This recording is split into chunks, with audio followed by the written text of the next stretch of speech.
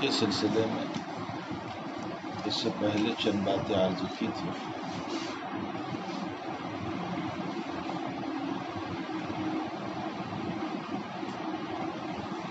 اور اس میں اصولی طور پر چند باتوں پر ذکر کیا تھا. مثلا یہ کہ اللہ شرط الشیخ ہے تو اس کا کیا مطلب ہو سکتا ہے، اور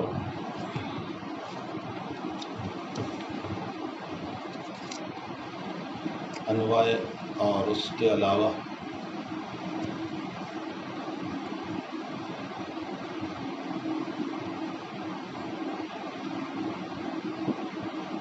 صحت کے اعتبار سے تقسیم اور درس کے اعتبار سے.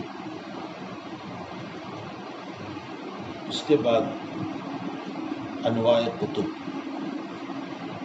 انواع کتب کا معنی ہوتا ہے، حضرات محدثین نے اپنے اپنے اعتبار سے، اپنے اپنے انداز سے حدیث شریف کی کتابوں کو لکھا.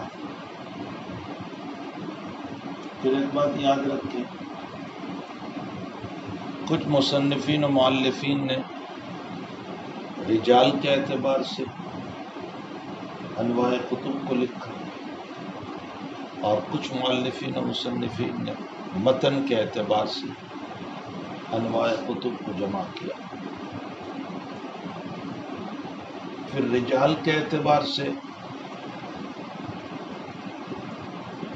جو جمع کیا تو بعض لوگوں نے صرف صحابہ کی روایت کو جمع کیا،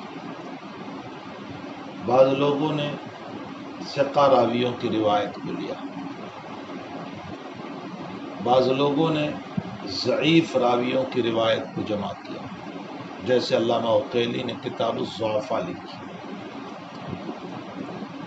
بعضوں نے ہر طرح کے راویوں کی روایت کو لیا. یہ انواع کتب بحیثیت الرجال. انواع کتب بحیثیت المتن. متن کے اعتبار سے بھی حضرات محدثین نے اپنے ذوق کے اعتبار سے کتابوں کو تصنیف فرمایا. ہر گلیرا رنگ و بو ایک دیگر رس، ہر ایک کی اپنی اپنی ایک خوشبو ہے. جس کا جو ذوق ہوتا ہے اسی کے مطابق وہ جمع کرتے ہیں. کسی نے صرف عقائد کی روایتوں کو جمع کیا. شیخ الاسلام ابن تیمیہ رحمۃ اللہ علیہ کی کتاب کتاب الایمان اسی قبیل سے، جس میں صرف عقائدی روایتوں کو، اس کے ساتھ کچھ ابحاث بھی ان کی ہے. کسی نے صرف احکام کی روایتوں کو جمع کیا. کسی نے صرف تفسیری روایتوں کو جمع کیا. نبی علیہ السلام سے جو تفسیر منقول ہے قرآن کریم کی، ان روایات کو جمع کیا. کسی نے صرف تاریخی روایات کو جمع کیا، جیسے التاریخ لابن اسیر جزری وغیرہ. کسی نے صرف کتاب الرقاق یعنی دلوں کو نرم کرنے والی روایتوں کو جمع کیا، جیسے ابن ابی دنیا کی کتاب الزہد، عبداللہ ابن مبارک رحمۃ اللہ علیہ کی کتاب الزہد، اور اس کے علاوہ بہت سارے اکابر ہیں. سری ابن حناد رحمۃ اللہ علیہ کی کتاب الرقاق، اور بھی بہت سارے لوگوں نے اس کے اوپر کتابیں کی. اس میں صرف زہد کی روایت، آخرت کو فکر دلانے والی روایت. کسی نے صرف فتن کی روایت کو جمع کیا، کتاب الفتن. کسی نے صرف مناقب کی روایتوں کو جمع کیا، مناقب رسول صلی اللہ علیہ وسلم، مناقب صحابہ، ان روایات کو جمع کیا. کسی نے صرف ادب کی روایتوں کو جمع کیا. ادب کا معنی سلیقہ.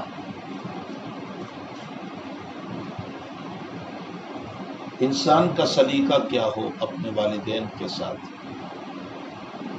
اپنے پڑوسی کے ساتھ، اپنے ہمسایہ کے ساتھ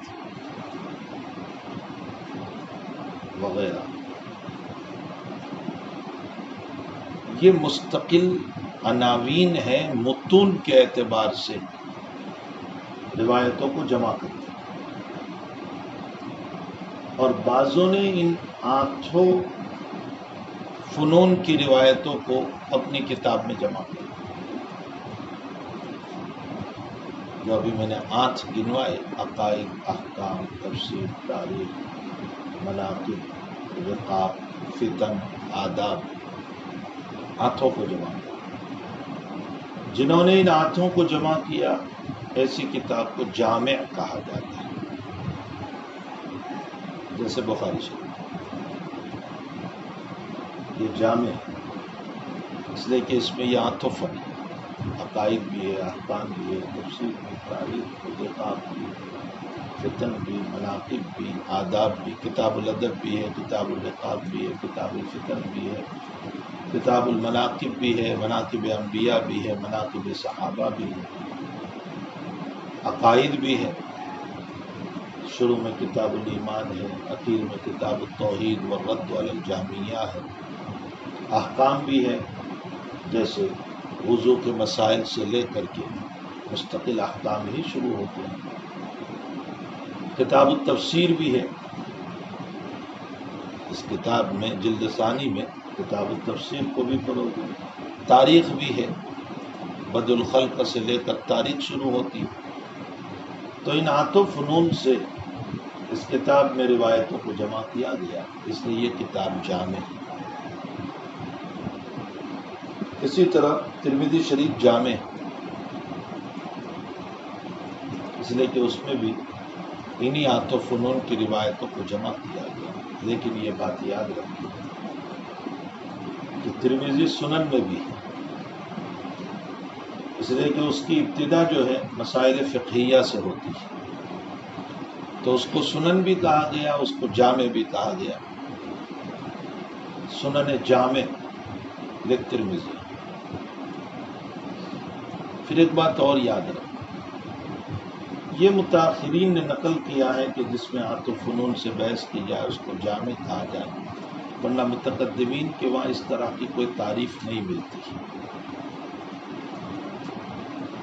اسی لیے متقدمین میں بعض اکابر نے جو تعریف کی ہے وہ تو یہ ہے بھائی کہ جس میں مختلف مضامین کی روایتوں کو جمع کیا جائے اس کو جامع کہا جاتا ہے، بس چاہے 8 ہو یا نہ ہو، مختلف فنون کی روایتوں کو جمع کیا جائے اس کو جامع کہا جاتا ہے۔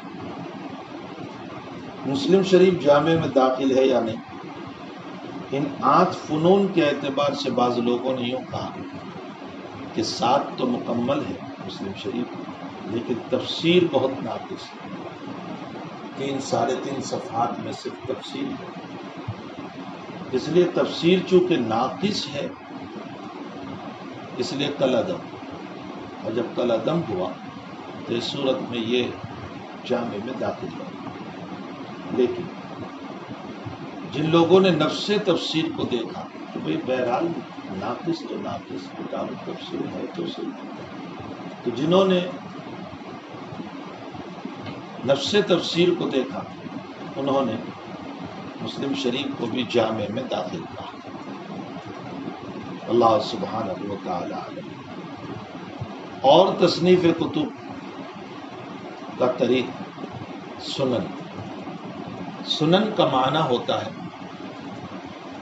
جس کتاب کو مسائل فقہیہ پر لکھا جائے اس کو سنن کہا جاتا ہے، جیسے ترمذی شریف، ابو داؤد شریف، نسائی شریف، یہ سب ترتیب فقہ پر لکھی گئی۔ مسند، محدثین کا ایک طریق یہ بھی رہا ہے کہ وہ مسند کے انداز کی کتاب لکھتے ہیں۔ مسند اس کتاب کو کہا جاتا ہے جس میں مرفوع روایتوں کو جمع کیا جائے۔ اس کا یہ مطلب نہیں ہے کہ کوئی بھی اس کے اندر موقوف روایت نہیں ہوتی، یعنی اکثر مرفوع ہوتی ہے، معجم، تصنیف کتب کا ایک طریق معجم بھی ہے۔ معجم کا معنی ہوتا ہے حروف تہجی کی ترتیب پر روایتوں کو جمع کیا گیا۔ پھر حروف تہجی میں بعض ترتیب صحابہ کو ملحوظ رکھتے ہیں۔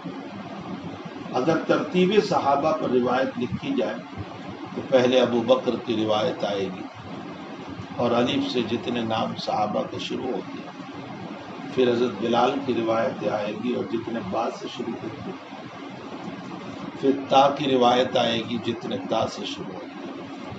بعض حروف تہجی میں ترتیب تابعین پر روایت لکھتے ہیں۔ تابعین میں الف با تا سے جو ترتیب ہے اس طرح پر۔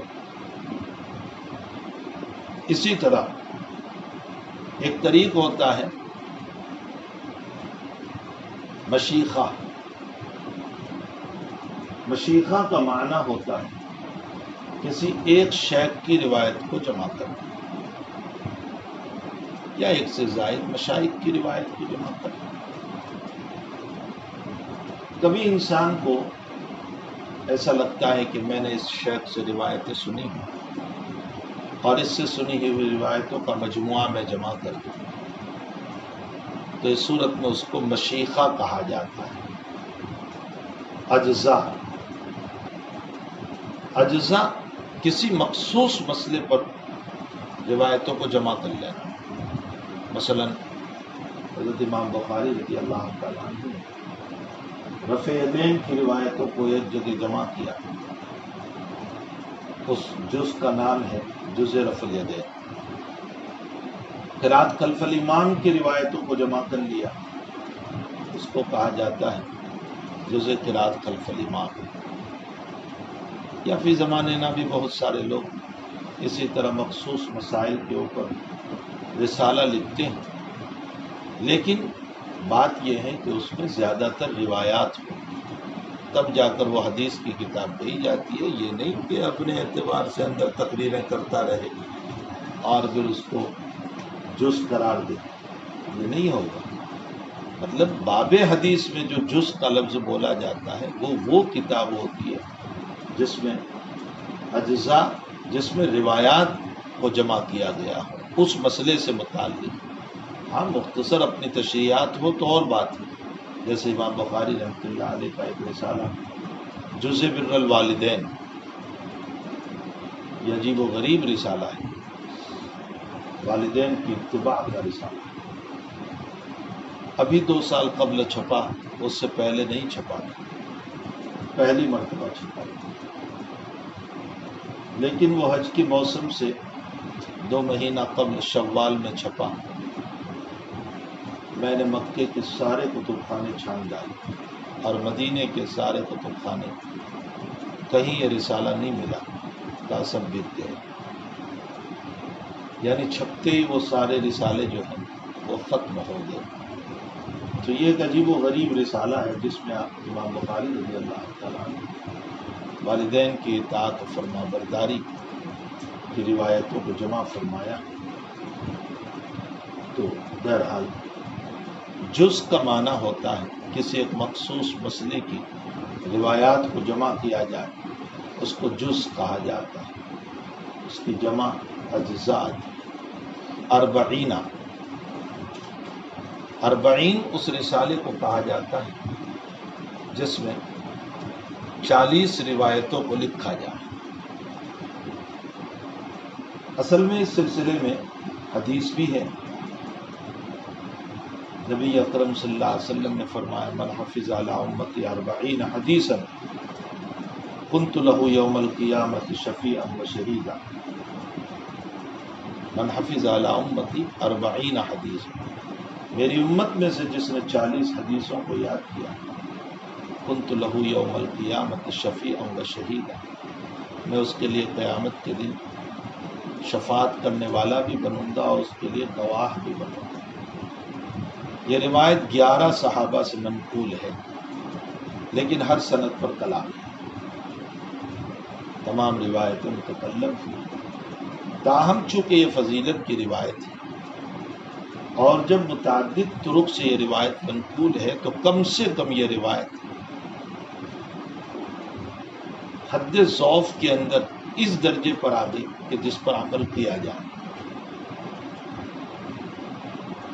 اس لیے اکابر نے ہمیشہ سے اس روایت پر عمل کیا.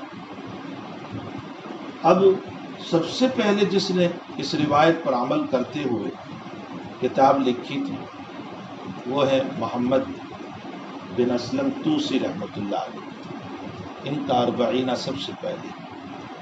اس کے بعد تو پھر اکابر نے ہر دور میں اپنے اپنے زمانے میں اربعینہ لکھا. بہت مشہور ہے امام نووی رحمۃ اللہ علیہ کے اربعین، حضرت نانوتوی کے اربعین، سیوطی کے اربعین، اور بھی ان کے علاوہ بہت سارے اکابر ہیں.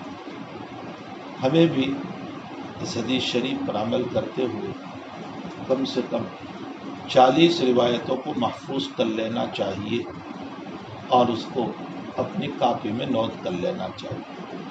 اس کا یہ مطلب نہیں ہے کہ اس کی نشر و اشاعت بھی روایت میں کہیں آیا.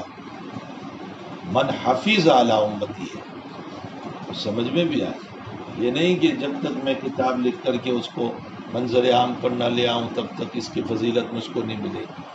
من حفظ اعلی امتی 40 حدیث ہے، بس 40 حدیث کو محفوظ کر لینا ہے اور اس کو اپنی کاپی میں یادداشت کے لیے پھر نوٹ کر لو تو کنت لہ یوم القیامۃ شفیعا و شہیدا، یہ فضیلت ہم کو ملے گی. اب اس میں بھی محدثین کے مختلف ذوق رہے. کسی نے مثلا عبداللہ ابن عمرو بن العاص کی صرف 40 حدیثوں کو محفوظ کر لیا، کسی نے ابو ہریرہ کی 40 حدیثوں کو محفوظ کر لیا، کسی نے علم سے متعلقہ 40 حدیث کو محفوظ کر لیا، کسی نے ایمان سے متعلق 40 حدیثوں کو محفوظ کیا، کسی نے نماز سے متعلق 40 حدیثوں کو محفوظ کیا، کسی نے اخلاقیات سے متعلق 40 حدیثوں کو محفوظ کیا، کسی نے مختلف روایات کو محفوظ کر لیا. مفتی سعید صاحب نے بھی محفوظہ کے نام سے لکھا ہے، اس میں چھوٹی چھوٹی حدیثوں کو جمع کیا. آپ طویل طویل حدیثوں کو محفوظ نہیں کر سکتے، کم سے کم چھوٹی چھوٹی حدیثوں ہی کو محفوظ کر لیا اور اس طرح پر اس فضیلت میں شامل ہو جائیں.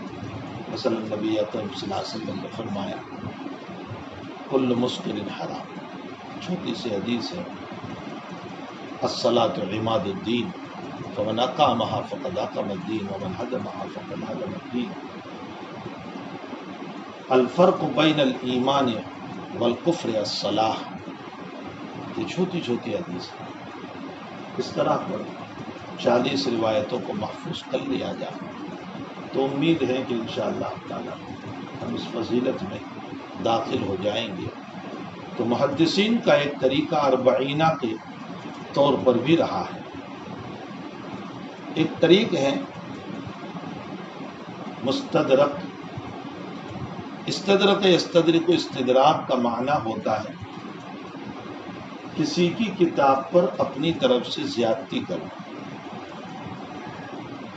مثلا امام بخاری رضی اللہ تعالیٰ عنہ نے کتاب لکھی اور جو شرائط لکھی، پیچھے آنے والے کسی محدث کو انہی شرائط کو مد نظر رکھتے ہوئے روایت ملی، لیکن بخاری نے اس روایت کو ذکر نہیں فرمایا اپنی کتاب میں، تو آپ اپنی کتاب کے اندر اسی شرط کی روایتوں کو جو جمع کرو گے اس کو کہا جاتا ہے مستدرک.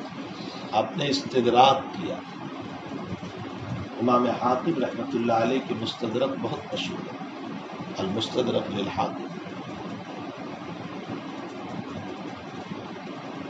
مستدرک حاکم میں بخاری اور مسلم کے شرائط پر آپ نے ان روایتوں کو جمع کیا جو امام بخاری اور امام مسلم کی شرط پر ہے، لیکن بخاری اور مسلم نے اپنی کتاب میں ان روایتوں کو نہیں لائے. نہ لانے کی وجوہات ہوگی.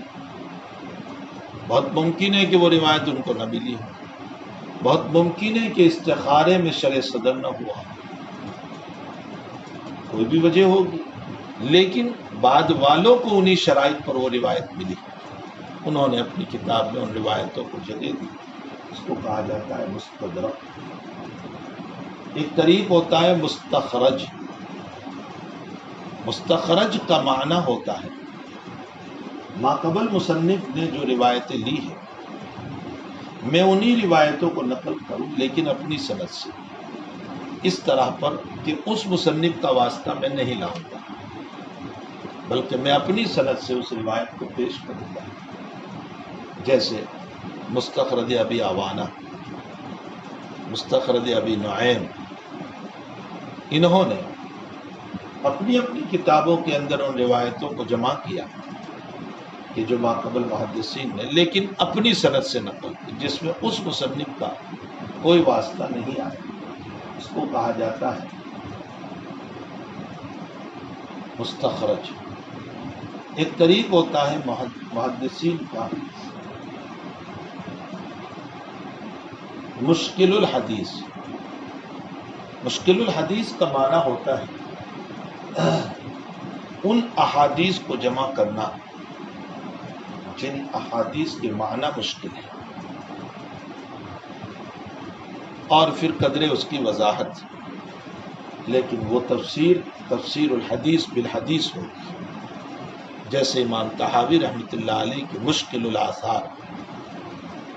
مشکل الآثار کا معنی وہ روایات جس کا معنی مشکل ہے، اس کے مطالب میں اختلاف ہے، اس کو جمع کر کے ان روایتوں کو حل کرنے کی کوشش۔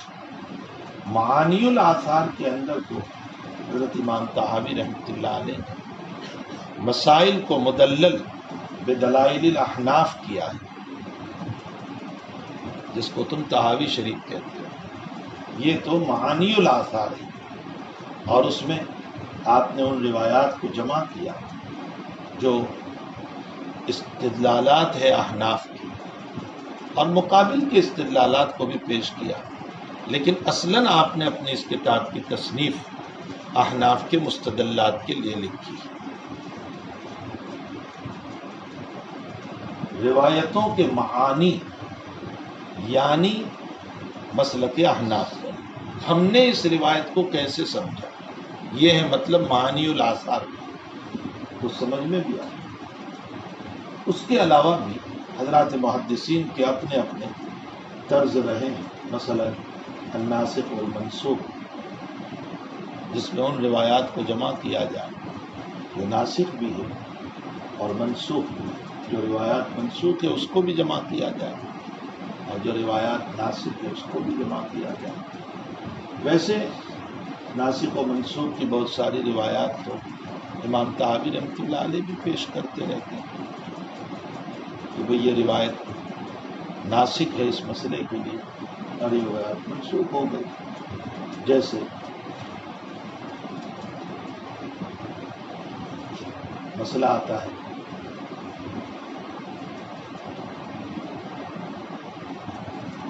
کہ آیا سفر میں قصر واجب ہے یا رخصت ہے؟ حضرت امام شافعی رحمۃ اللہ علیہ فرماتے ہیں کہ سفر میں قصر رخصت ہے، اصل تو عزیمت پر عمل ہونا چاہیے، پوری 4 رکعات پڑھنا چاہیے۔ حنفیہ نے قصر کو سفر میں واجب کیا۔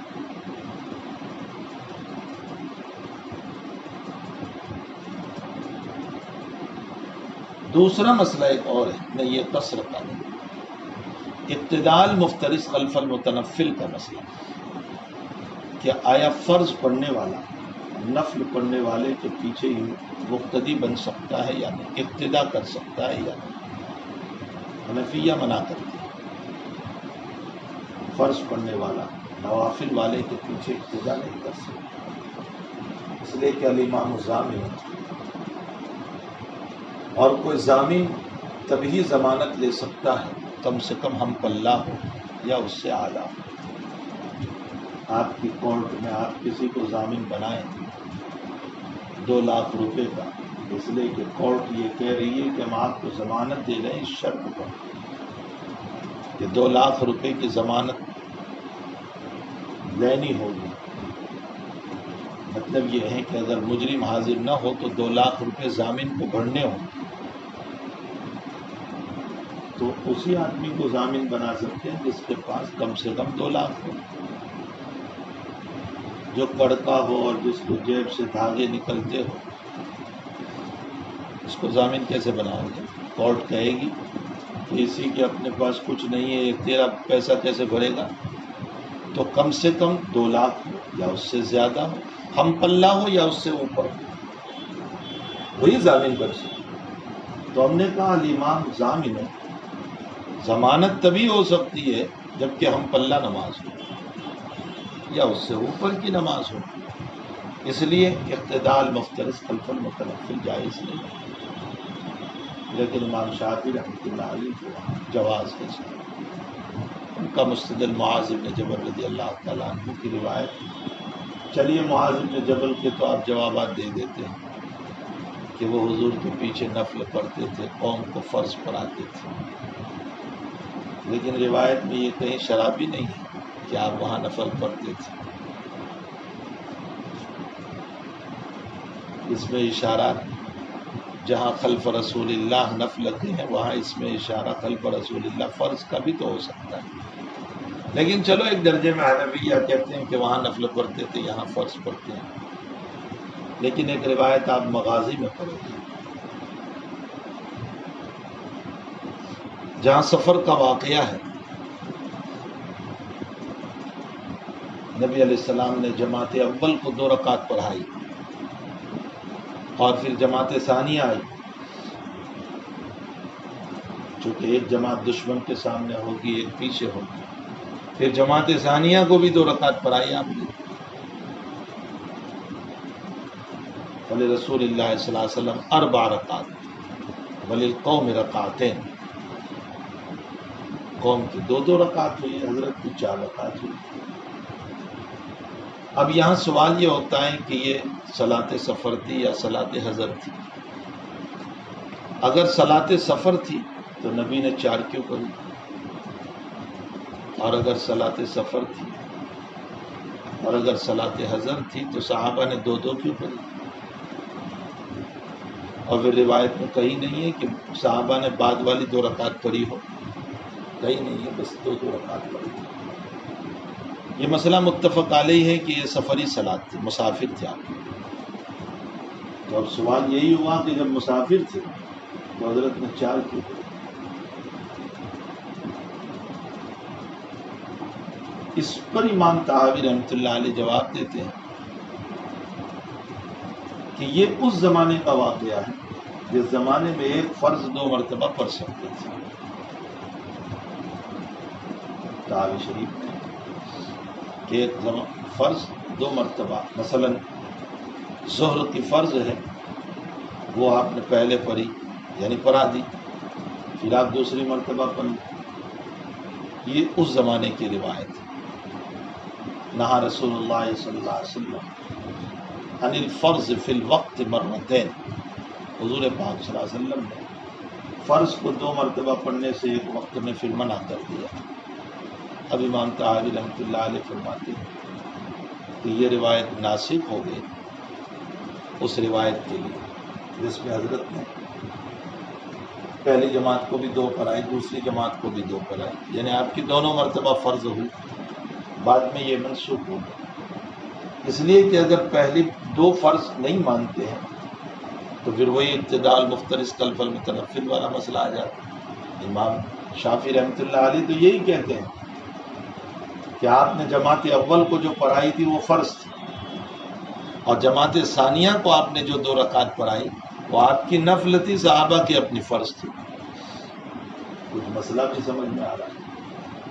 حضرت نے جو 2 مرتبہ فرض پڑھی 2 رکعت، تو پہلے تو آپ کی فرض ادا ہو گئی، دوسری جو ہے آپ نے جو 2 رکعت فرض پڑھی ہے وہ آپ کی نفل ہے اور صحابہ کی فرض ہے، اقتداء المفترض خلف المتنفل ہو گئے۔ یہ امام شافعی رحمۃ اللہ علیہ کا اپنا استدلال ہے، لیکن حنفیہ پر یہ روایت بوجھ پڑ رہی ہے کہ اب کیسے اس کا جواب دیا جائے۔ اس میں ایک جواب امام طحاوی رحمۃ اللہ علیہ نے دیا ہے کہ یہ اس زمانے کا واقعہ ہے جب فرض 2 مرتبہ پڑھنے کی اجازت تھی، معلوم ہوتا ہے دونوں ہی فرض تھی، تو اقتداء المفترض خلف المتنفل کا مسئلہ ہی واضح تھا۔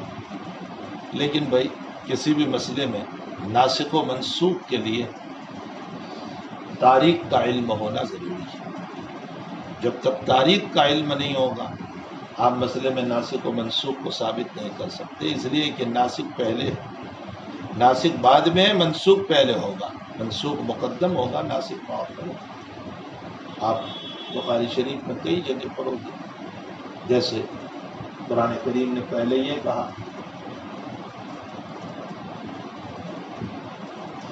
وصیۃ لازواجہم متاعا الی الحول غیر اخراج. 1 سال کی جو مدت ہے، مدت عدت، اور پھر آیت نازل ہوئی 4 اشہر معاشرہ. یہ 4 اشہر معاشرہ ناسخ ہے، اور پہلے 1 سال کا جو مسئلہ تھا وہ منسوخ ہو گیا. تو وہاں کتاب التفسیر میں آپ پڑھو گے کہ متاعا الی الحول غیر اخراج یہ پہلے اتری تھی، اور 4 اشہر معاشرہ یہ بعد میں اتری. تو اس سے صاف طور پر ناسخ و منسوخ کا پتہ چل گیا. تو کسی بھی روایت کو منسوخ کرنے کے لیے آپ کے پاس تاریخ کا علم ہونا چاہیے.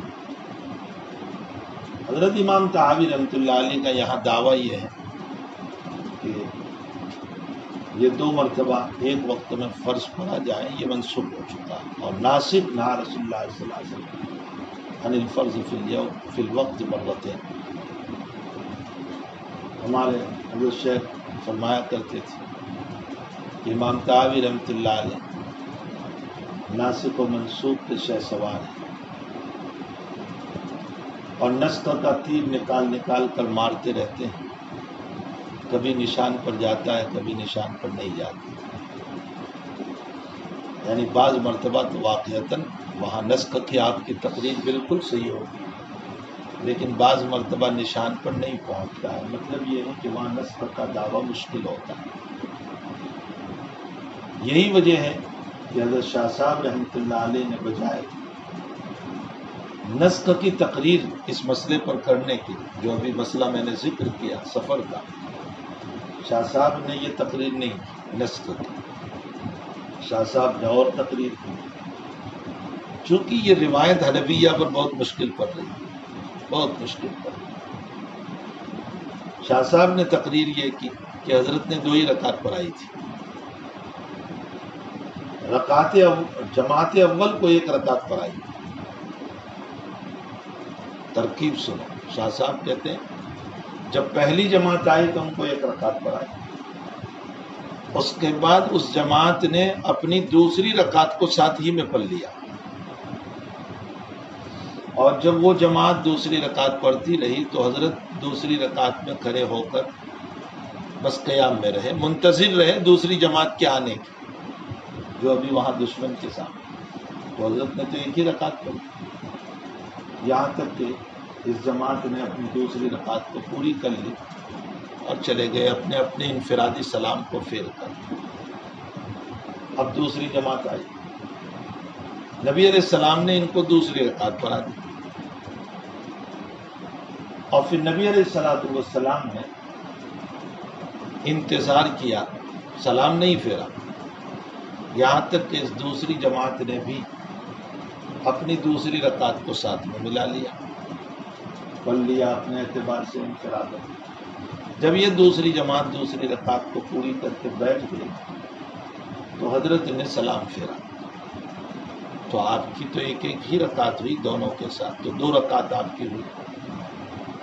لیکن چونکہ دونوں جماعتوں کے لیے آپ کا انتظار رہا، پہلی جماعت دوسری رکعت پوری کرے اتنا انتظار، دوسری جماعت اپنی دوسری رکعت پوری کرے اتنا انتظار. فرمایا حضرت نے عملاً 2 رکعت پڑھی، اور یہ 2 انتظار پر 2 رکعت کا اطلاق مزید ہوا تو اس اعتبار سے 4 کہہ دی گئی، ورنہ پڑھی تو تھی 2 ہی. ہمارے حضرت اس تقریر کو نقل کرنے کے بعد فرماتے تھے کہ شاہ صاحب کی یہ فارسی توجیہ سمجھ میں آئے تو ٹھیک ہے، اس لیے کہ بھلا انتظار پر 4 رکعت تھوڑے ہی بولا جاتا ہے، جبکہ روایت صاف طور پر ہے فلرسول اللہ صلی اللہ علیہ وسلم 4 رکعت، حضرت نے 4 رکعت پڑھی. اور بھی ایک تقریر اس جگہ کی گئی ہے، لیکن ان تمام تقریروں میں جامع سوائے امام طحاوی کے اور کوئی نہیں۔ جو امام طحاوی نے تقریر کی ہے کہ بھئی یہ اس زمانے کا واقعہ جب فرض 2 مرتبہ پڑھنے کی اجازت تھی۔ خیر میں نے تو یہ مثال کے طور پر پیش کیا ہے، ورنہ جہاں یہ روایت مغازی میں آئے گی اور بھی کچھ باتیں آئے گی، یا ابواب السفر میں یا اعتدال مفترض میں کچھ باتیں آئے گی۔ مجھے صرف یہاں یہ کہنا ہے کہ تصنیف کتب کا ایک طریقہ الناسخ والمنسوخ، علامہ سیوطی رحمۃ اللہ علیہ کی بھی الناسخ والمنسوخ، اور اس کے علاوہ بہت سارے اکابر نے اسی عنوان سے کتاب کو لکھا کہ جس میں ناسخ روایت اور منسوخ روایات کو جمع فرمایا۔ اسی طرح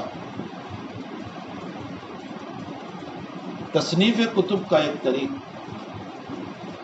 وحدانیات، ثنائیات، ثلاثیات، رباعیات، خماسیات، سداسیات اور شاریات تک۔ اس کا مطلب کیا ہوتا ہے؟ وحدانیات کا مطلب ہوتا ہے کہ ایک ہی سند سے متعدد روایات ہیں، اس کو جمع کر دی جائے۔ بعضوں نے کہا وحدانیات کا مطلب یہ ہوتا ہے کہ وہ تابعی ہے، تو اب ان کے پاس بیچ میں ایک ہی واسطہ ہے اور وہ ہے صحابی کا، وہ وحدانیات ہو گئی۔ ثنائیات کا معنی تابعی اور صحابی، ثلاثیات کا معنی جیسے امام بخاری کی ثلاثی، یا اس کے علاوہ اکابر جس میں بیچ میں 3 ڈالی، رباعیات کا معنی 4 ڈالی۔ اس طرح پر بھی تصنیف کتب، بہرحال یہ محدثین کے اپنے اپنے ذوق کے اعتبار سے ان لوگوں نے کتابوں کو تصنیف، اس کے علاوہ بھی بہت سارے طرق ہیں۔ آپ شرح کتاب شروحات کو دیکھو تو آپ کو پتہ چلے گا کہ اور بھی بہت سارے طریق ہیں۔ حضرات محدثین کے اپنے اپنے انداز ہیں کتابوں کو لکھنے، یہاں تک تو انواع کتب کا مسئلہ ہے۔ بخاری شریف کی شروحات، بخاری شریف کی شروحات میں سب سے قدیم شرح علامہ ابو سلیمان محمد بن احمد خطابی رحمۃ اللہ علیہ، یہ سب سے قدیم شرح ہے، جو شرح خطابی کے نام سے چھپ چکی ہے، بازار میں ملتی ہے۔ اس کے بعد دوسرے نمبر پر جو شرح لکھی گئی، یا شروحات سے قبل ایک بات اور سمجھ، نسخ بخاری، تب جا کر شروحات کا مسئلہ سمجھ میں آئے۔ نسخ بخاری، ویسے تو امام بخاری رضی اللہ تعالیٰ عنہ سے بہت سارے لوگوں نے بخاری شریف پڑھا۔ میں اس سے پہلے آپ کو بتا چکا، علامہ فرعونی رحمۃ اللہ علیہ فرماتے ہیں کہ 90,000 طلبہ نے آپ سے اخذ حدیث فرمایا، تو کتنے سارے طلبہ۔ لیکن دنیا میں جو نسخے امام بخاری کے چلے ہیں وہ 4 شاگردوں سے چلے۔ ایک محمد ابن یوسف، جن کی کنیت ابو عبداللہ ہے، محمد ابن یوسف ابن مطر ابن وراق فربری، یہ مقام فربرا کے رہنے والے تھے، جو بخارا کے علاقے میں ایک جگہ ہے، جن کا انتقال 320 میں ہوا، ولادت 231 میں ہوئی ہے۔ اس کا مطلب یہ نکلا کہ امام بخاری رضی اللہ تعالیٰ عنہ نے اپنی کتاب کو مکمل فرمایا 232 میں، اس سے 1 سال قبل علامہ فربری کی ولادت ہوئی اور 320 میں آپ کا انتقال ہوا۔ آپ نے امام بخاری رحمۃ اللہ علیہ سے 2 مرتبہ بخاری شریف پڑھی۔ ایک قول یہ ہے کہ 249 میں اور 252 میں، دوسرا قول یہ ہے کہ 3 مرتبہ بخاری شریف پڑھی۔ 252 253 اور 254 256 میں تو انتقال ہے پھر بخاری کا. آپ کے مخصوص تلامذہ میں سے تھے. امام بخاری کو آپ سے محبت بھی بہت تھی. بعض مرتبہ خاص کر کے علامہ فرعونی کے مکان تشریف لے جاتے تھے. ایک محبت کی بات ہوا کرتی ہے کہ بعض مرتبہ استاذ کو اس طالب علم سے محبت ہوتی ہے چلے جاتے ہیں، کبھی دعوت پر کبھی بغیر دعوت کے. یہ محبت کی بات ہوا کرتی. ہمارے مولانا ابراہیم صاحب اندوری دعوت پر کاتب میرے استاد ہیں، شیخ الحدیث فلاح دارین. میں نے آپ سے بخاری ثانی پڑھی اور مسلم شریف پڑھی، مختصر المعانی پڑھی، جلالین پڑھی. استاذ بھی ہیں، مخدوم بھی ہے. میں نے آپ کی بہت خدمت بھی کی ہے جامعہ حسینیہ. حضرت کو بڑی محبت ہے. بس فون کر دیتے میں آ رہا ہوں آج. خالہ اماں کے ساتھ آ جاتے. کھانے کا وقت ہوتا ہے کھا لیتے ہیں. کبھی کہتے ہیں کھانا کھا کر جاؤں گا، خود ہی کہہ دیتے. تو یہ ایک محبت کی بات ہوا کرتی ہے. اور مجھے بھی آپ سے بہت محبت ہے. حالانکہ میرا فریضہ یہ ہے کہ میں فون کروں، لیکن فون میں کاہل سست ہوں. فون اٹھانے میں بس طبیعت ایسی ہی ہے، پڑا رہتا ہے، رنگ بجتی رہتی ہے. لوگوں کو شکوہ شکایت ہے، فون نہیں اٹھاتا. میں نے کہا بس ایسی ہی بات ہے. اور یہ ایک پرانی بیماری اور مرض ہے. طبیعت اس طرف زیادہ چلتی نہیں. کتاب دیکھتا ہوں فون آتا ہے، میں کہاں فون اٹھاتا ہوں. پڑا رہتا ہے، بجتا رہتا ہے. ابھی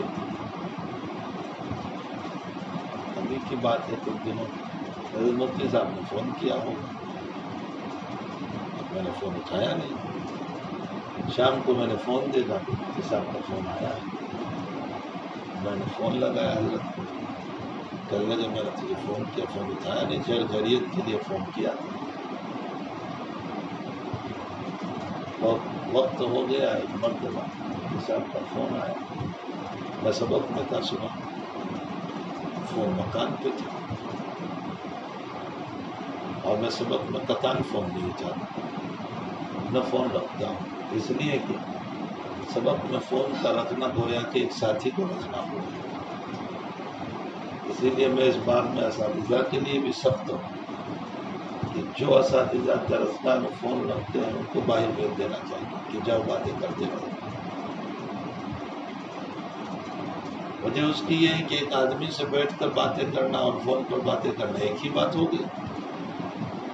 ذہن منتشر رہے گا. دوران درس فون کا کوئی مسئلہ نہیں ہونا چاہیے، بس اپنی تدریس میں. اور پھر آپ خود ہی دوران درس باتیں کرتے ہو تو طلبا پر کیا اثر پڑے گا؟ طالب علم بھی وہی کرے گا.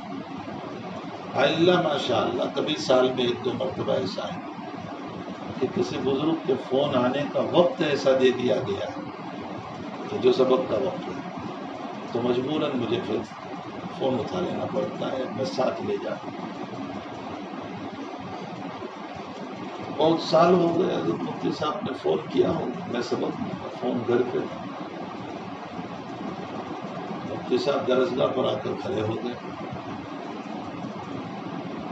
حضرت مفتی احمد صاحب درسگاہ پر آ کر کھڑے ہو گئے. کہا میں تجھے فون کیا تو نے فون اٹھایا نہیں. میں کہا حضرت میں سبق میں. کہا بس میں نے فون اس لیے کیا کہ میں پالن پور سے آ رہا تھا، بہت دن ہو گئے ملاقات نہیں ہوئی، تو کل ملاقات کرتا نکل جاؤں. میں نے کہا جب آپ تشریف بھی لائیں تو گھر چلے، اب تو چائے نوشی کر لیں. ایک مرتبہ حضرت شیخ کا فون آ گیا. اور شیخ کبھی کسی کو فون کرے، یہ تو عجوبۃ من عجائب دنیا ہو جائے، شیخ کسی کو فون نہیں کرے، شیخ کا مزاج ہی نہیں تھا۔ رات 2 بجے فون آیا، وہ ایک مسئلہ تھا جس کی ماتحت فون آیا تھا۔ اب رات 2 بجے سویا ہوا تھا، 4 بجے میں نے پھر واپس فون کیا۔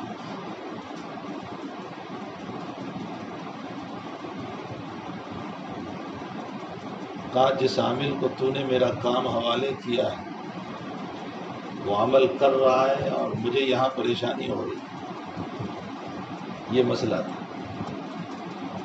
میں اس عامل کو لے گیا تھا حضرت کے پاس، میں نے کہا حضرت یہ عالم ہے اور آپ کا عمل کرنا چاہتے ہیں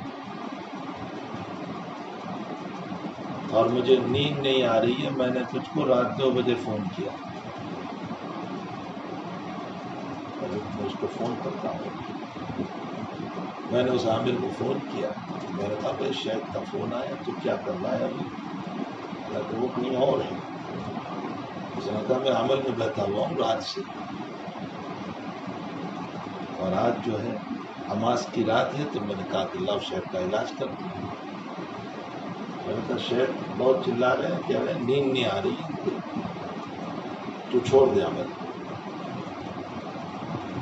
اس نے کہا میں ابھی شیخ کو سلا دیتا ہوں۔ میں نے شیخ کو فون کیا، میں نے کہا حضرت ابھی آپ کو نیند آئے گا۔ کہنے لگے وہ اپنے موکل اور جنوں کے ذریعے سے مجھے مصنوعی نیند ڈال دے گا، میں مصنوعی نیند نہیں چاہتا ہوں، طبعی نیند چاہتا ہوں۔ تو شیخ تو اس میں بھی شکیں نکالتے ہیں، جیسے حضرت کا مزاج تھا، ایک مصنوعی نیند ہوتی ہے، ایک طبعی نیند ہوتی ہے۔ میں کہا حضرت میں اس سے کہتا ہوں وہ ابھی عمل بند کر دے گا، انشاءاللہ آپ کو طبعی نیند آ جائے گی۔ ایسا بھی ایک واقعہ ہوا، شیخ تو شیخ تھے۔ ایک مرتبہ یہاں تشریف لائے، پھر یہاں سے جانا تھا انگلینڈ ختم بخاری شریف کے، جس مدرسے میں جانا تھا ختم بخاری شریف کے لیے، مجھے وہیں سے کہنے لگے اس سال میرا جی وہاں نہیں چاہتا انگلینڈ جانے کا، اس سے منع کر دیا۔ وہ محتمم کا نام لے کر مجھے کہا اسے منع کر دیا، میرا جی چاہتا ہے حرمین جانے کا۔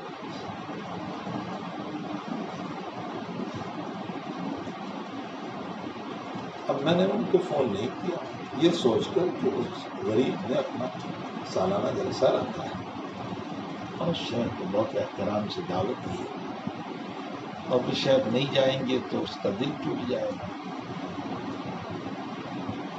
اور میں نے کہا گھر پہنچ کر کے وہاں تک میں تو شیخ کا موڈ ٹھیک ہو جائے گا تو ہم تیار کر لیں گے انگلینڈ جانے۔ دہلی ایئرپورٹ پر پھر مجھے کہا تو نے فون کیا اس کو؟ میں نے کہا ابھی دماغ میں وہی بات ہے۔ یہاں آئے رات میں مجھے کہا تو نے فون کیا مصطفیٰ کو؟ اب میں نے کہا کر لینا چاہیے۔ میں نے ان کو فون کیا، میں نے کہا شاید کہہ رہے ہیں کہ اس مرتبہ جی نہیں چاہ رہا۔ وہ کہنے لگی کہ میرا سالانہ جلسہ ہے، اشتہارات چھپ چکے اور میں نے شیخ کے لیے بہت مہنگا ٹکٹ بھیجا ہے، 3 لاکھ فرسٹ کلاس کا۔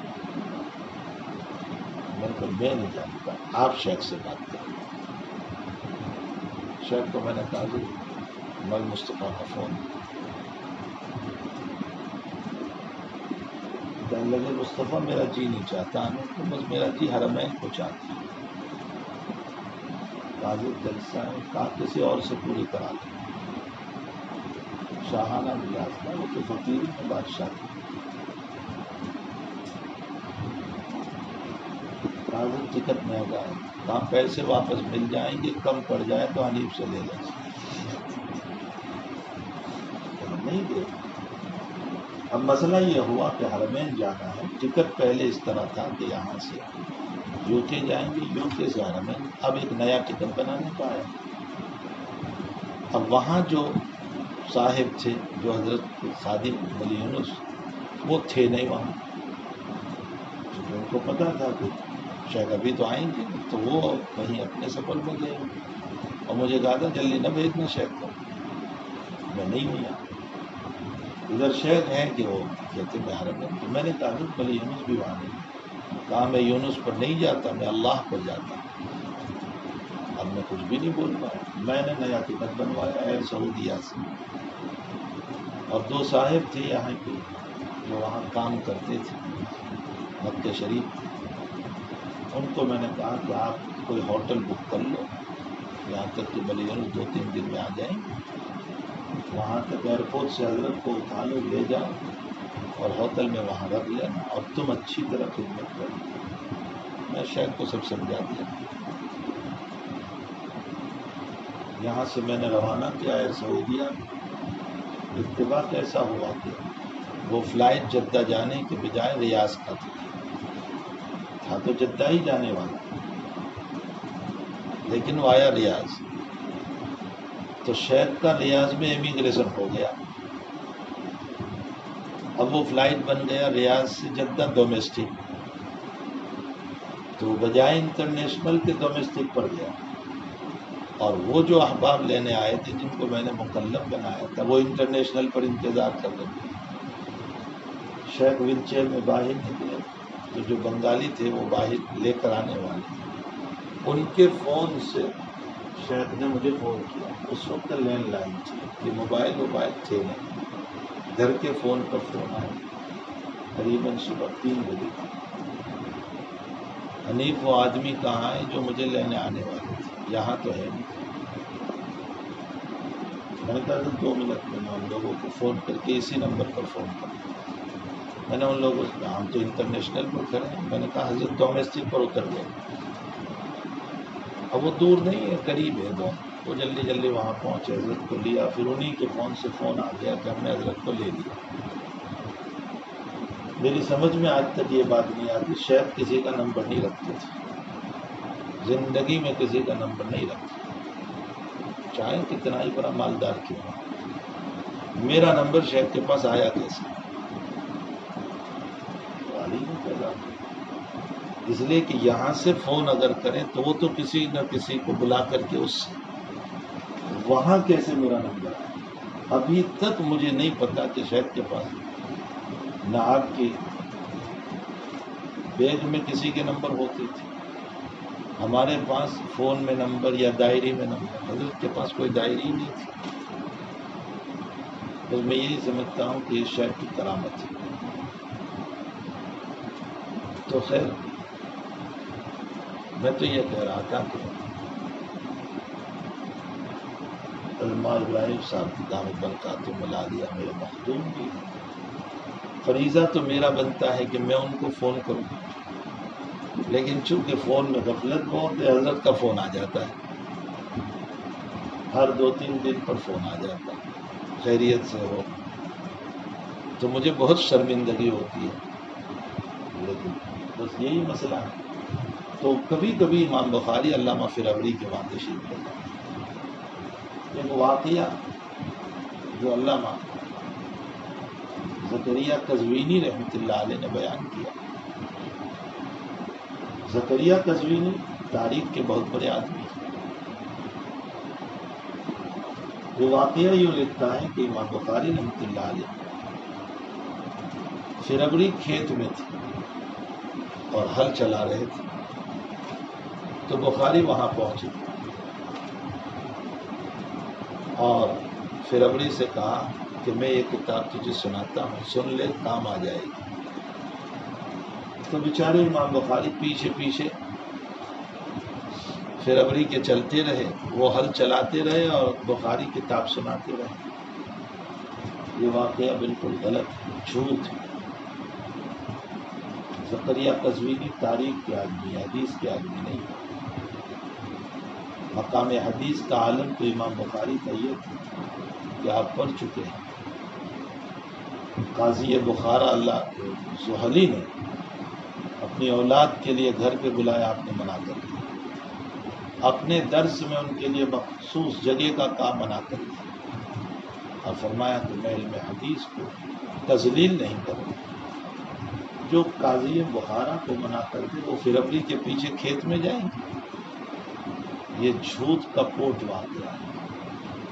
اور بہت سارے بخاری پڑھانے والے اس کو بہت شان سے بیان کرتے ہیں. غلط واقعہ ہے. علامہ فربری آپ کے معینات شاگرد ہیں، آپ کے سامنے زانو تلمس طے کیا اور 2 یا 3 مرتبہ آپ نے یا تو فی قولن 249 اور 252 میں پڑھی یا 252، 53 اور 54 میں آپ سے بخاری شریف پڑھی. ہمارے سامنے جو نسخہ ہے یہ علامہ فربری کا ہے. یہ جو بخاری شریف ہے یہ علامہ فربری رحمۃ اللہ علیہ کا نسخہ ہے جو آپ نے پڑھا تھا. بعض جگہوں پر آپ اچھا چلیے دوسرا نسخہ علامہ ابراہیم ابن معقل نصفی کا ہے جو آپ جگہ جگہ پڑھو گے. نسخہ نصفی جن کی وفات 294 یا 295 میں ہوئی.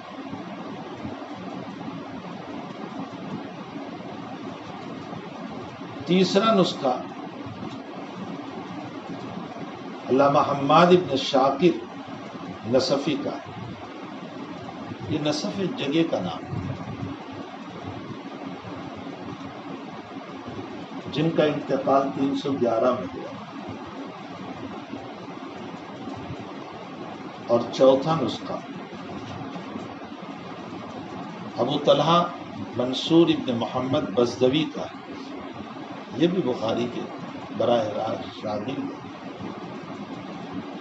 جن کا انتقال 329 میں ہوا.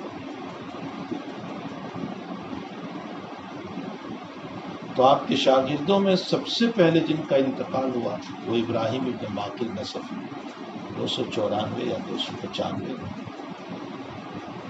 دوسرے نمبر پر حماد ابن شاکر جن کا انتقال 311 میں.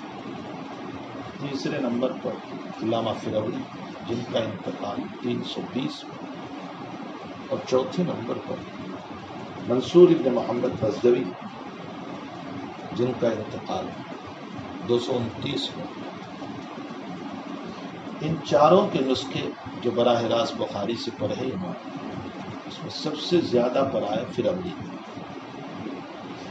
ان چاروں کے نسخے دنیا میں رائج ہوئے لیکن فربری کے علاوہ دنیا میں باقاعدہ زیر درس جو نسخہ چل رہا ہے وہ فربری کے علاوہ کسی کا نہیں. پوری دنیا جہاں آپ جاؤ گے فربری ہی کا نسخہ آپ کو ملے گا. ان تین تلامذہ کے جو نسخے ہیں وہ شارحین کے پاس ہیں. اسی لیے شارحین جب روایت نقل کرتے ہیں فربری کے حوالے سے تو کبھی لکھتے ہیں وفی نسخۃ نصفی، وفی نسخۃ حماد بن شاکر، وفی نسخۃ بزدوی. ظاہر سی بات ہے کہ اس میں کبھی لفظ کا فرق ہوا کرتا ہے. مثلا ان لوگوں نے کبھی پڑھا ہوگا تو حضرت امام بخاری نے وہاں کوئی لفظ استعمال کیا ہوگا.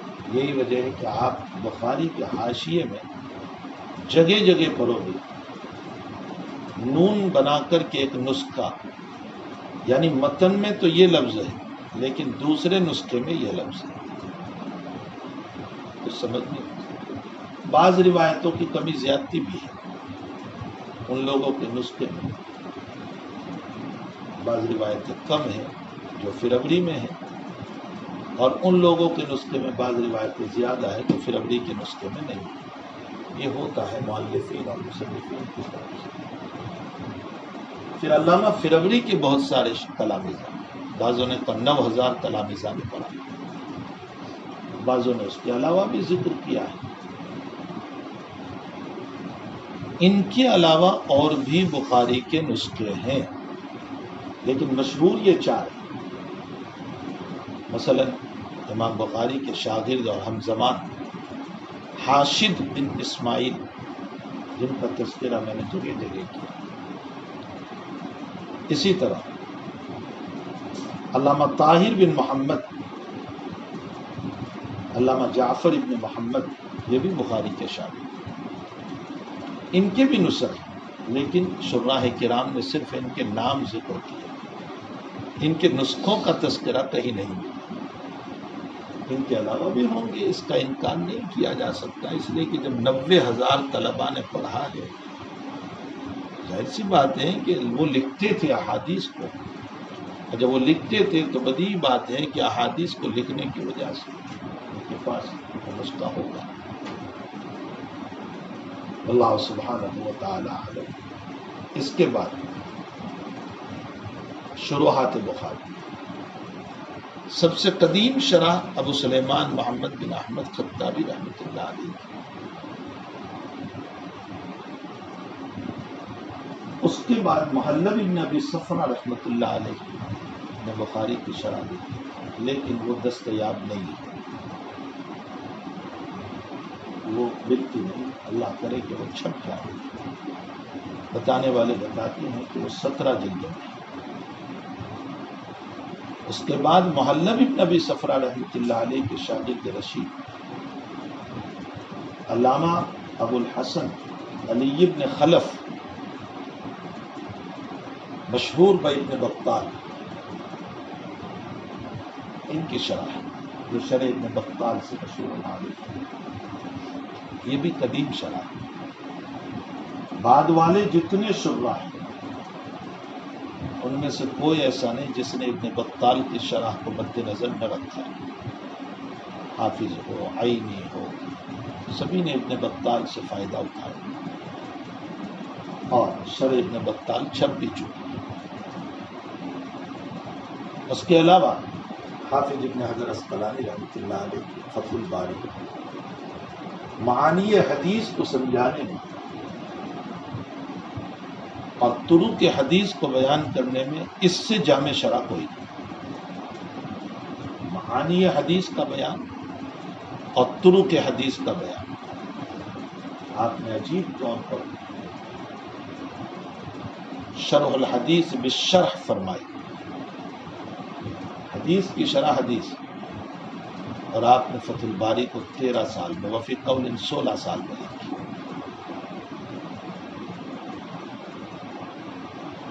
اس کے ساتھ علامہ محمود بن احمد عینی رحمۃ اللہ علیہ کی عمدۃ القاری، عمدۃ القاری بھی ایک جامع شرح ہے، لیکن علامہ عینی رحمۃ اللہ علیہ نے زیادہ تر فقہ پر زور دیا، معانی حدیث کو کھولنا بہت کم ہے جتنا حافظ نے کھولا۔ علامہ عینی رحمۃ اللہ علیہ نے فقہ پر زیادہ زور دیا، اور فقہ احناف کو بہت ہی مضبوطی کے ساتھ پیش فرمایا۔ چونکہ یہ کتاب جزیات کی طرف زیادہ چلی گئی، اس لیے معانی حدیث کو کھولنے میں جو فتح الباری کو ید طولہ حاصل ہوا وہ علامہ عینی کو نہیں۔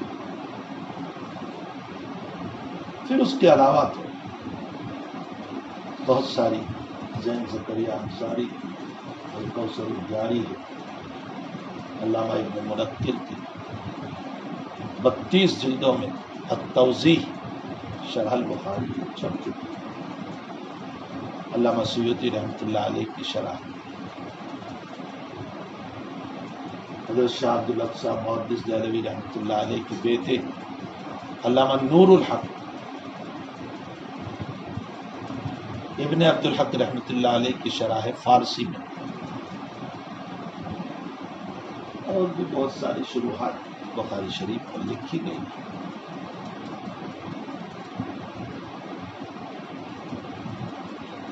حضرت گنگوئی نور اللہ مرکزہ کا درس، جس پر حاشیہ لکھ کر لامے کے نام سے لامے الدراری حضرت شیخ زکریا نے لکھا، اور اب اس کو نئے طرز پر جمع کر کے اس کا دوسرا نام دیا گیا الکنز المتواری مافی صحیح البخاری۔ یہ درس ہے حضرت گنگوہی کا، جس پر حضرت شیخ کا حاشیہ ہے اپنے والد صاحب کے کہنے سے۔ ایک شاہ صاحب رحمۃ اللہ علیہ کا درس ہے جس کو مولانا بدر عالم صاحب بیرتی رحمۃ اللہ علیہ نے جمع فرمایا، اور وہ ہے فیض الباری۔ لیکن اس پر شاہ صاحب کی نظر نہیں ہوئی. اگر شاہ صاحب کی نظر ہو جاتی تو اس میں بعض باتیں جو ہیں جو از قبیل درس ہے، اور ظاہر سی بات ہے بھائی ایک آدمی درس پڑھاتا ہے تو اپنی یادداشت کے اعتبار سے کوئی بات بیان کرتا ہے، اس میں غلطیاں ہوتی ہیں، نہیں کہ نہیں ہوتی. وہ یہ نہیں کہہ سکتا ہے کہ درس ایک ہے تصنیف کتاب. تصنیف کتاب میں تو مثلا یہ کتاب کھول کر میں نے مضمون دیکھا اور اس مضمون کو یہاں نقل کیا، اس میں اغلاط نہیں ہوتی. لیکن درس میں یہ بھی دیکھیے، یہ بھی دیکھیے، یہ بھی دیکھیے، دنیا بھر کی کتاب دیکھیے، اب جب بیان کر رہا ہے تو اس میں غلطی کا امکان ہے. اور یہ کوئی معیوب بات نہیں ہے، درس میں کسی غلطی کا ہونا یہ معیوب نہیں. کبھی انتصاب میں غلطی ہو جاتی ہے کہ کسی اس کتاب میں مضمون دے کا حوالہ دوسری کتاب کا دے دیا. تو فیض الباری میں اس طرح کی کچھ باتیں ہیں بقول ہمارے حضرت کہ شاہ صاحب کی نظر ثانی نہیں ہوئی. اس میں اگر نظر ثانی ہو جاتی تو وہ مسائل بھی منقع ہو کر آ جاتے، صاف ہو کر کے آ جاتے.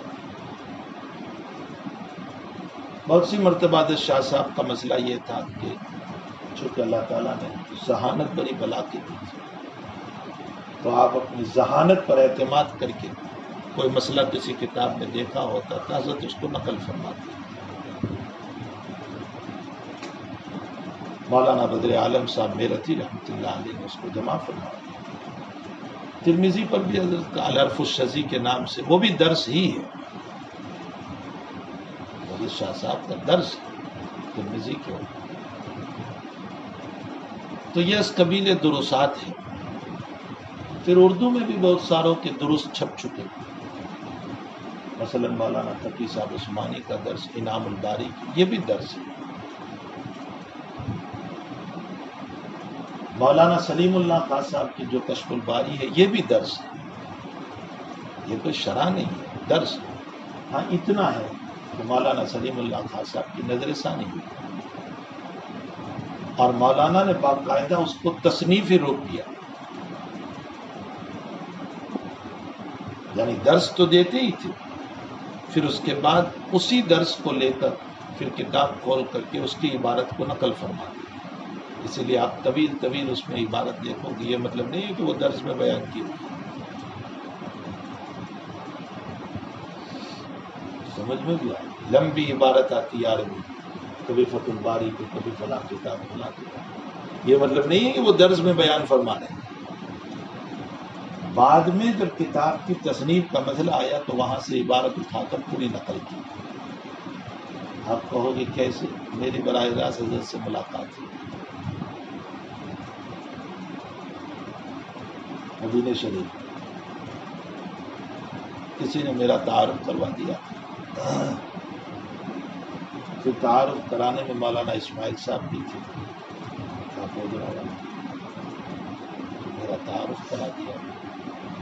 رئیس کے بیٹے اور ایک صاحب نے تعارف کرا دیا. پھر مولانا کو مجھ سے بڑی محبت ہو گئی تو ہم عشاء کے بعد بہت دیر تک مولانا کی خدمت میں بیٹھے رہتے تھے. اسی زمانے میں مولانا نے مجھے کہا تھا کہ بھائی 72 سال کا بڈھا ہو گیا، بخاری کا کتاب التوحید سمجھ میں نہیں آیا، میرے پاس شیخ کا درس ہو تو مجھے بھیج دیا. میں نے یہاں سے لکھ کر بھیجا. آپ کی تواضع تھی. فرماتے تھے کہ ہم نے حضرت مدنی رحمۃ اللہ علیہ سے 4 مہینے میں بخاری پڑھی تھی. چونکہ حضرت کا دور بہت اسفار میں ہو گیا اور وہی اخیر زمانہ تھا جو آزادی کے مسائل چل رہے تھے. فرمایا حضرت رات 1 بجے اگر آتے حضرت مدنی تو 1 بجے اعلان ہوتا تھا کہ ابھی سبق ہوگا اور فجر تک سبق ہوگا. جب 2-4 دن رہے تو 2-4 دن پڑھا دیا، رات دن پھر سفر. تو وہ روایتاً کتاب ہوتی تھی. کبھی حضرت مدنی نے کچھ بول دیا تو بول دیا. اسی میں ایک بات حضرت مدنی کو سمجھائی تھی کہ جب پاکستان علیحدہ ہوا تو حضرت مدنی نے فرمایا تھا ملک پر بٹوارا نہیں ہوا، مذہب پر بٹوارا ہوا ہے۔ حضرت کا ملفوظ ملک پر نہیں، مذہب پر بٹوارا، ہندویت اور مسلمان۔ اور پھر حضرت نے ایک جملہ فرمایا، کل ہی میں نے مولانا احمد لاکھ صاحب کو سنا، فرمایا نوٹ کر دی مجھے۔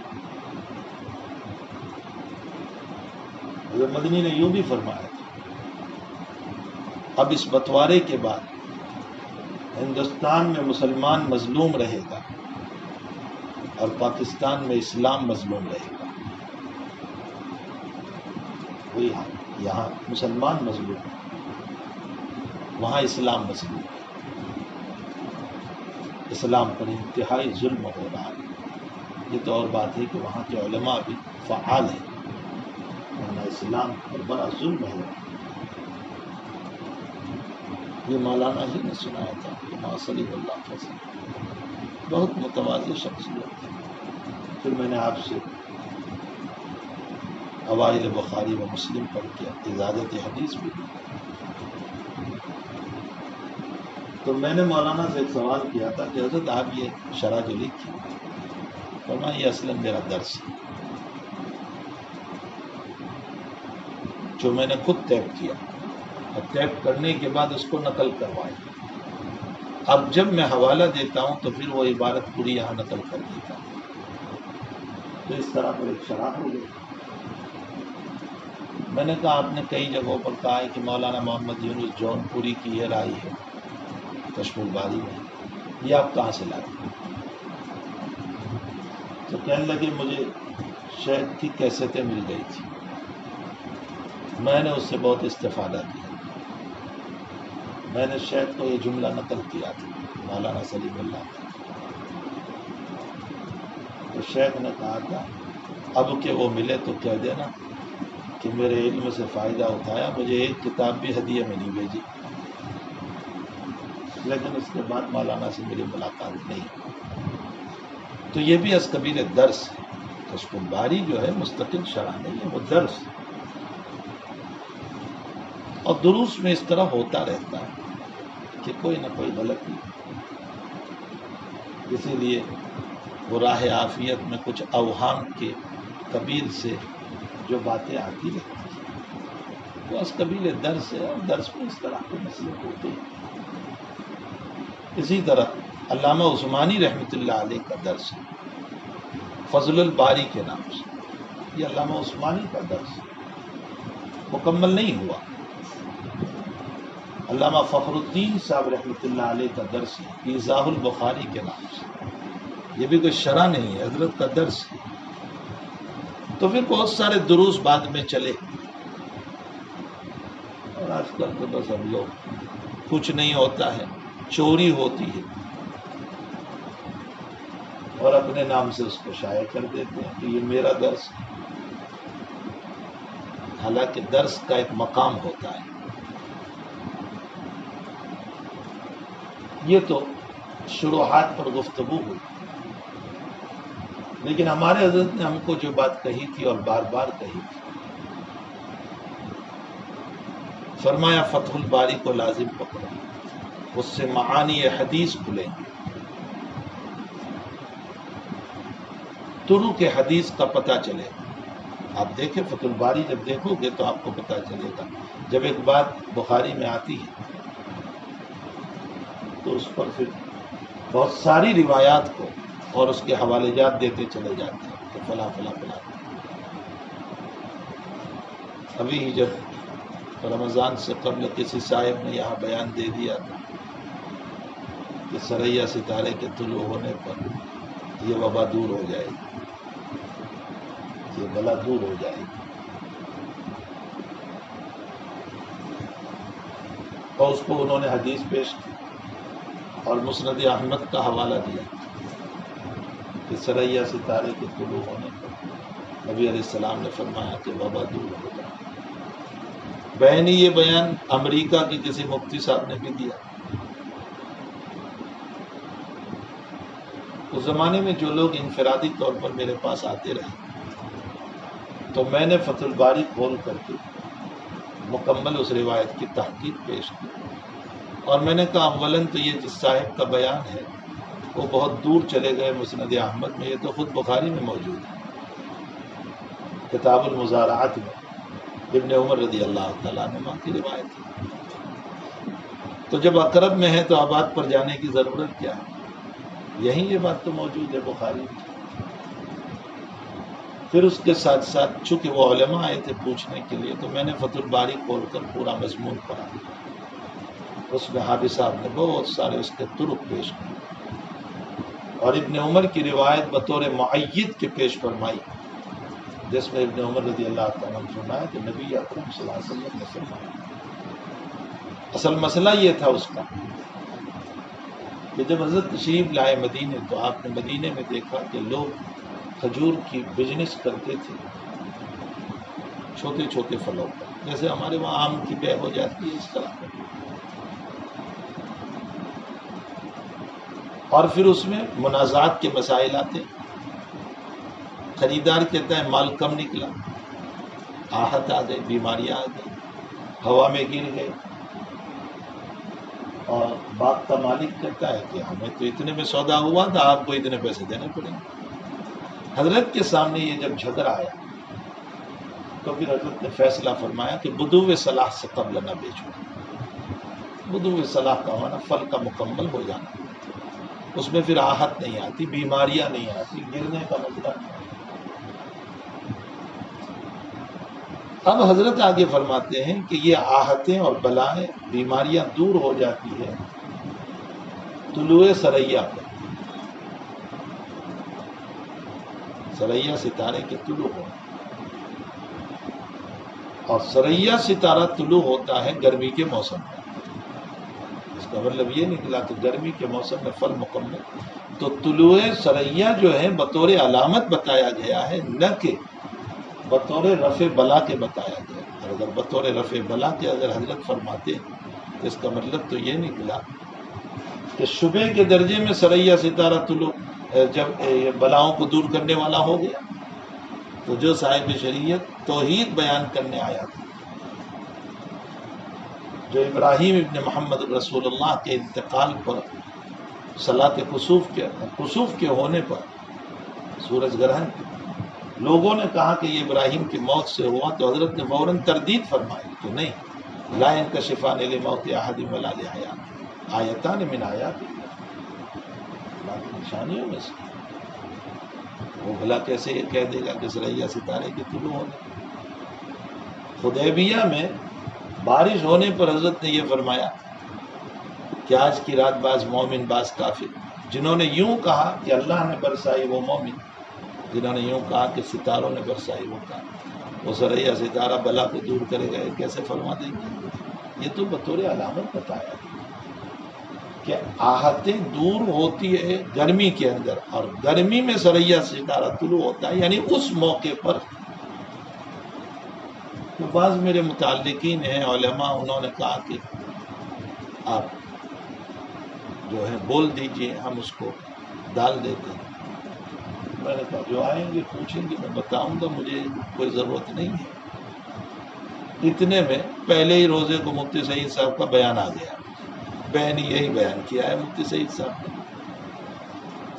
اور مولانا شعیب اللہ صاحب کو آڑے ہاتھ لے لیا، چونکہ انہوں نے بھی یہ بیان دے دیا تھا، مولانا شعیب اللہ صاحب بنگلور والے، کہ ثریا ستارے کے طلوع ہونے پر بلائیں دور ہو جائے گی، اور 12 مئی بھی دے دی تھی، تو 12 مئی بھی گئی، وہ تو بڑھتا چلا گیا، دور کہاں ہوا، تو حالات نے بھی انکار کر دیا کہ وبا دور کہاں ہوئی، وہ تو چلا گیا مئی مہینے میں۔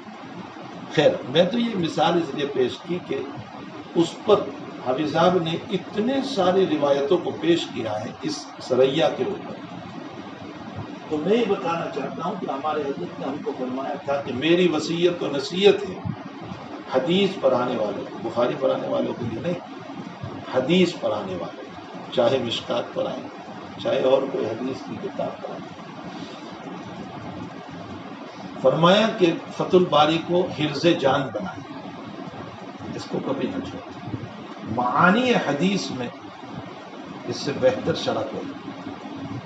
فرمایا ہاں ضرور عینی بھی دیکھیں اور دیگر شروحات بھی دیکھیں، لیکن فتح الباری کو ضرور دیکھیں.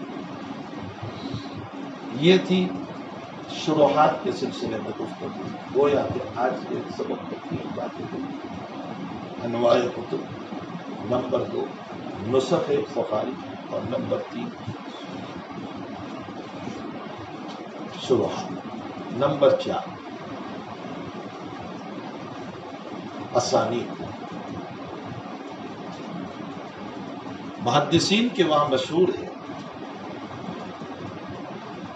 الاسانید انصاب الکتب. سند جو ہے نا وہ کتاب کا نسب ہے. جیسے ہمارا نسب ہوتا ہے فلاں بن فلاں بن فلاں. بعضوں نے کہا الاسانید انصاب الحدیث، حدیث کا نسب نامہ ہے. یہ حدیث اس سے اس سے اس سے. مسلم شریف کے مقدمے میں آپ پڑھو گے لولا الاسناد لقال من شاء وما شاء. سند نہ ہوتی تو جو چاہتا باب حدیث میں آ جاتا اور بول دیتا، لیکن سند کی وجہ سے ہر ایک قدم نہیں رکھ سکتا اس میں، اس لیے کہ کوئی سند پیش کرنا پڑے گا کہ آپ یہ بات کہاں سے لائیں. آج کل سند نہیں تو کم سے کم کتاب تو پیش کرنا ہی پڑے گا کہ یہ حدیث تم نے کہاں سے اٹھایا. روایت میں عبداللہ ابن مبارک فرماتے الاسناد من الدین، سند دین ہے. ایک سائل کے سوال کے جواب میں آپ نے فرمایا. سوال یہ ہوا کہ حضرت متن بہت مختصر ہوتا ہے اور سند لمبی لمبی ہوتی ہے. حدثنا فلاں فلاں فلاں فلاں، اتنا سا ٹکڑا حدیث کا ہے. تو کیا اس پر بھی ثواب ملے گا ان سب کے ناموں کو بولنے پر؟ تو اس میں فرمایا کہ الاسناد من الدین، سند بھی دین ہے. اس لیے کہ سند تحفظ متن کے لیے، اور جب تحفظ متن کے لیے تو مقدمۃ الکتاب بھی کتاب ہے. اس لیے سند بھی دین ہے. جیسے انما الاعمال بالنیات کے پڑھنے پر ثواب ملتا ہے، اسی طرح حدثنا فلاں فلاں پر بھی ثواب ملے گا. سمجھ میں آ جائے تو سند کی بڑی اہمیت ہے. اسی اہمیت کے مد نظر ہمارے اکابر نے اپنی اپنی سندوں کا اہتمام کیا اور اپنے طلباء اور اپنے شاگردوں کے سامنے اپنی اسناد کو پیش کیا. میں بھی ان بزرگوں کی اتباع میں اپنی اسناد کو پیش کر دیتا ہوں. ہم نے پہلے جب بخاری شریف پڑھی تو جلد اول مولانا ظہیر الدین صاحب نیبوی سے پڑھی، جو جامعہ حسینیہ میں مولانا احمد اللہ صاحب رحمۃ اللہ علیہ کے انتقال کے بعد تشریف لائے. وہ شاگرد مفتی محمود حسن صاحب گنگوہی نور اللہ. مفتی صاحب کی جو سند چلے گی وہ شیخ زکریا والی، اس لیے اس کو یہیں چھوڑ دو. ہم نے جلد ثانی پڑھی، حضرت مولانا ابراہیم صاحب اندوری دعوت پر تھا، اور آپ نے بخاری شریف پڑھی. حضرت مولانا فخر الدین صاحب رحمۃ اللہ علیہ جو شیخ الحدیث تھے دارالعلوم دیوبند کے، جن کی اضاء البخاری بہت مشہور ہے. مولانا فخر الدین صاحب کی سند شیخ یونس کی سند میں آ جائے گی. اس کے بعد دوبارہ میں نے بخاری شریف پڑھی حضرت شیخ یونس صاحب سے. اب شیخ کی پھر مختلف سند ہے. آپ کی ایک سند حضرت شیخ زکریا سے چلتی ہے، پھر شیخ زکریا کی 3 سندیں، تو شیخ کی بھی گویا یہ 3 سند ہو گئی.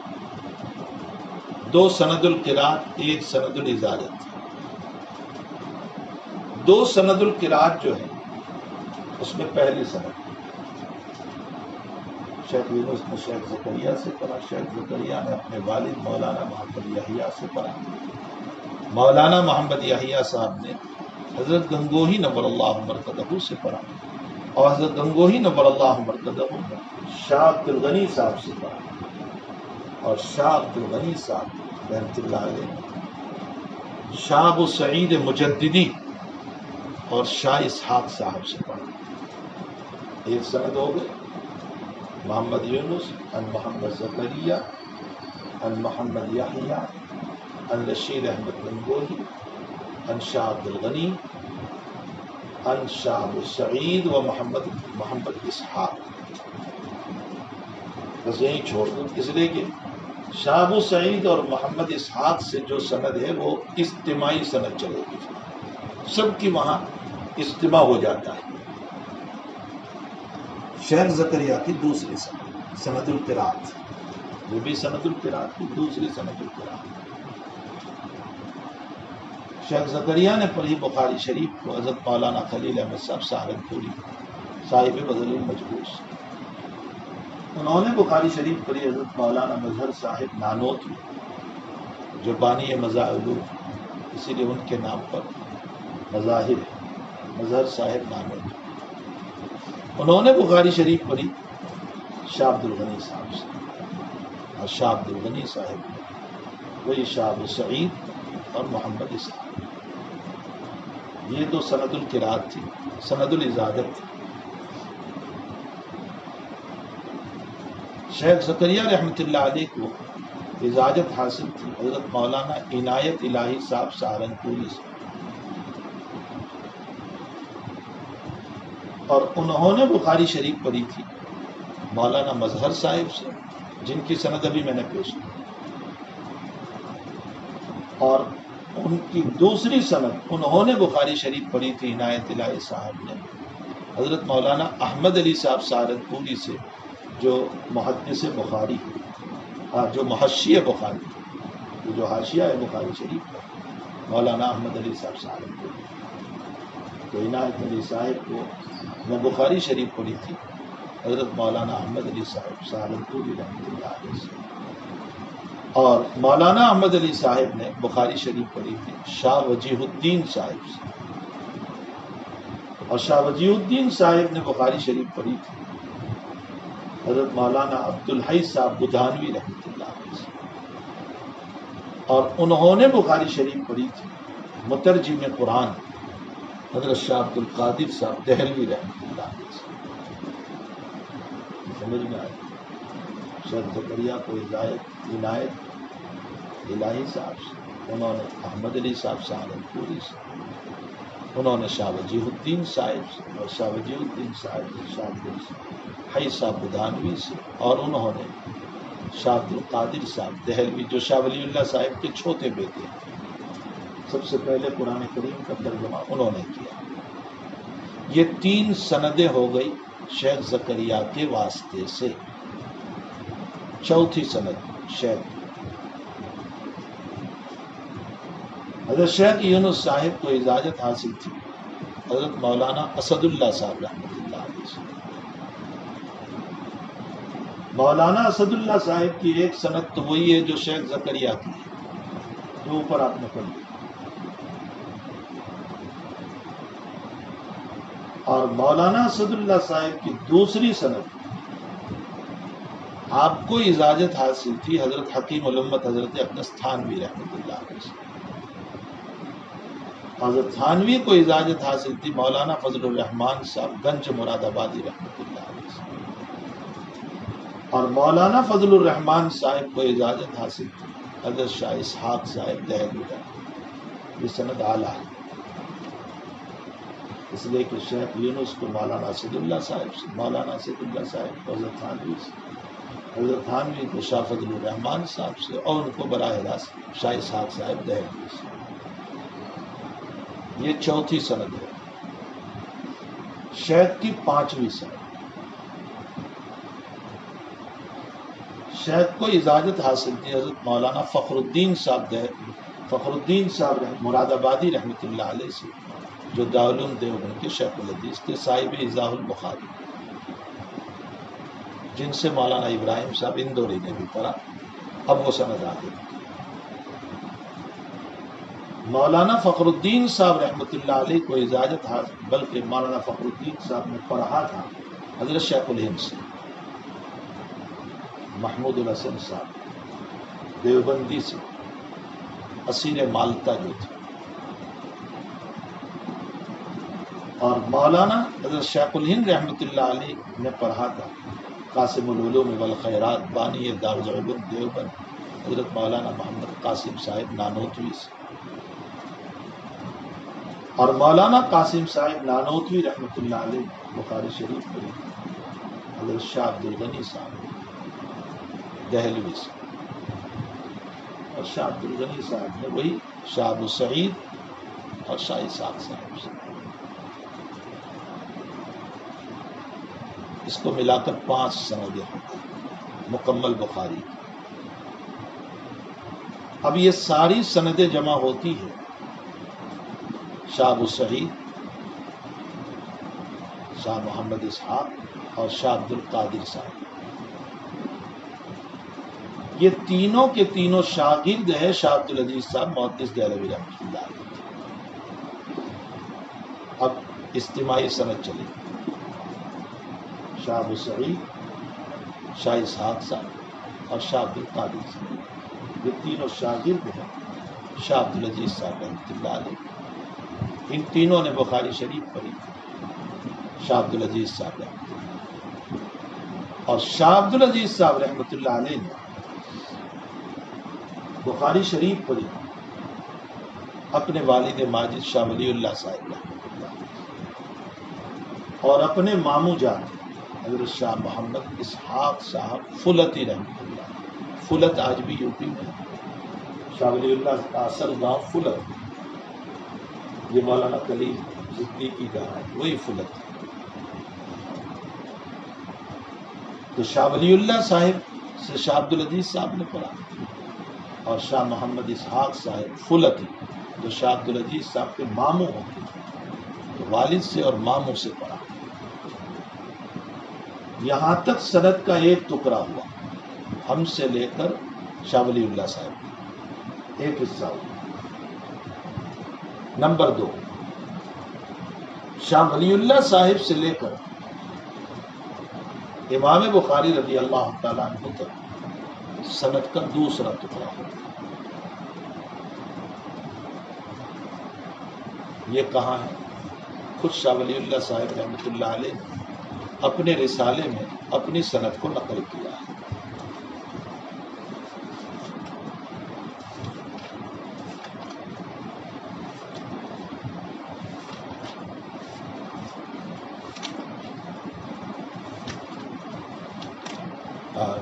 حضرت مولانا احمد علی صاحب سہارنپوری نے آپ کی سند شاہ ولی اللہ صاحب کو نقل فرمایا، جو شروع میں مولانا احمد علی صاحب کا جو مقدمہ ہے اس کے صفحہ 12 پر ہے، الفصل السابع والعشرون فی بیان الاسناد منی الی المؤلف۔ الی المؤلف کا مطلب امام بخاری رضی اللہ عنہ۔ اکثر هذا الجامع الصحیح للبخاری رحمۃ اللہ علیہ علی الفاضل الفقیہ الشیخ وجیہ الدین صدیقی سہارنپوری، یہ جو شاہ وجیہ الدین صاحب ابھی سند میں آئے تھے، فی بلدت سہارنپور، یعنی مولانا احمد علی صاحب سہارنپوری نے شاہ وجیہ الدین صاحب سے پڑھا تھا۔ میں نے سند پیش کی تھی کہ شیخ کو ہدایت عنایت علی صاحب سے، اور انہوں نے حضرت مولانا احمد علی صاحب سے، اور انہوں نے شاہ وجیہ الدین صاحب سے۔ تو مولانا احمد علی صاحب فرماتے ہیں